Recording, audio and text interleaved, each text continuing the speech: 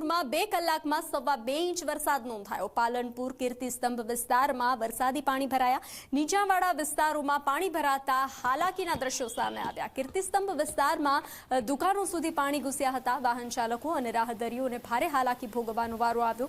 ઘૂંટણસમા પાણીમાંથી પસાર થવા લોકો મજબૂર બન્યા હતા।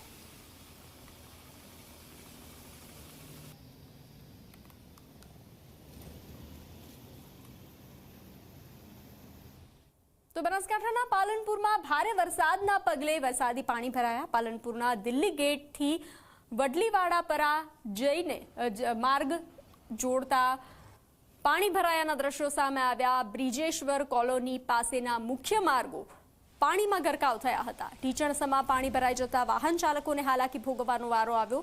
મુખ્ય માર્ગ પર પાણી ભરાઈ જતા વાહન ચાલકો અટવાયા હતા। અનેક નાના વાહનો પાણીમાં બંધ પડી ગયા હતા।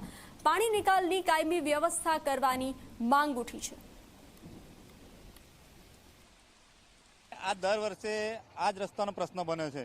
થોડો પણ વરસાદ હોય તો આ રીતે રસ્તાની અંદર સાધનો બંધ થઈ જવા, હેડવામાં તકલીફ પડી અને હર સાલ આ પોઝિશન હોય છે। પછી થોડું વગી થયું પણ પાછું એની પોઝિશન અત્યારે છે જ। શું થયું પાણીમાં? પાણીમાં એક્ટિવા બંધ થઈ ગયું। કેટલો વરસાદ છે? બહુ જ વરસાદ છે। દર વર્ષે પાણી ભરાય? દર વર્ષે। કોઈ નિકાલની વ્યવસ્થા કરતું ના, કોઈ નથી। કેટલી તકલીફ પડે? તકલીફ તો બહુ પડે છે ને, બહુ પડે છે। શું માંગ છે તમારી? માંગ તો છે કે બધી સુવિધા થવી જોઈએ। અમને બનાસકાંઠા જિલ્લામાં વહેલી સવારથી સર્વાધિક વરસાદ છે તે વરસી રહ્યો છે। વડગામની અંદર 2 કલાકમાં 4.5 ઇંચ જેટલો વરસાદ વરસ્યો છે, તો પાલનપુરની અંદર ધોધમાર વરસાદ વરસતા અનેક જે રસ્તાઓ છે તે પાણી થઈ ગયા છે।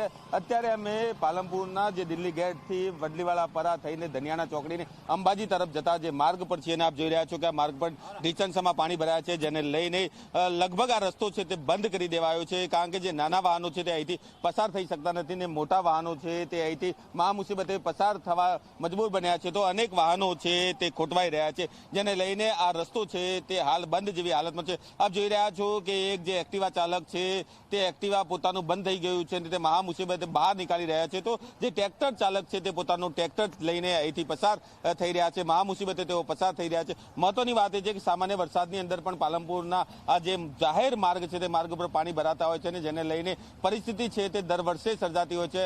સ્થાનિક લોકો દ્વારા અનેકવાર રજૂઆતો કરી કે આ જે મુખ્ય માર્ગ ઉપર પાણી ભરાય છે તેના નિકાલની યોગ્ય વ્યવસ્થા કરવામાં આવે, પરંતુ તંત્ર દ્વારા કોઈ પણ પ્રકારની વ્યવસ્થા ન કરાતા આખરે આ રોડ ઉપર ઢીચણસમાં પાણી ભરાઈ રહ્યા છે અને જે વાહન ચાલકો તેમજ જે રાહદારીઓ છે તે હંમેશા પરેશાન થઈ રહ્યા છે। અલ્કેશ રાવ, જી મીડિયા, બનાસકાંઠા।